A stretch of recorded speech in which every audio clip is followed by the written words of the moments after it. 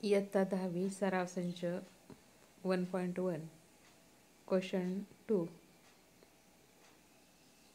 यामधील उदाहरण 4 खालील एक सामायिक समीकरण सोडवा. 5m-3n = 19 आणि m-6n = -7. प्रथम आपण दोन्ही समीकरणे मांडून घेऊ.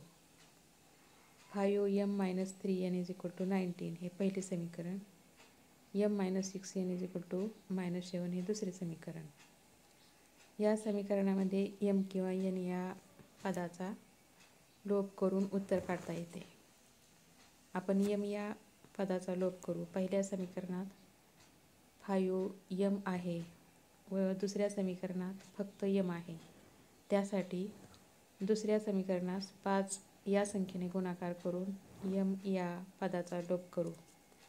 म्हणून m-6n = -7 हे दुसरे समीकरण आहे.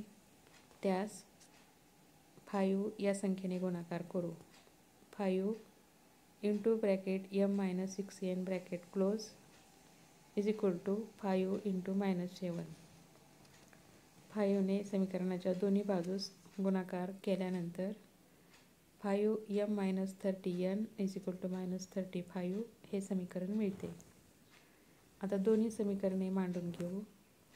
5m-3n = 19 आणि 5m-30n = -35.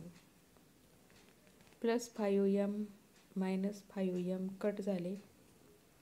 -3n आणि -30n चे +30n झाले. +30n मधून -3n गेले. 27 उरले. यापुढे समीकरणाच्या उजव्या बाजूस -35 चे +35 झाले. 19 आणि 35 यांची बेरीज केली असता 54 येते. त्यामुळे 27n = 54.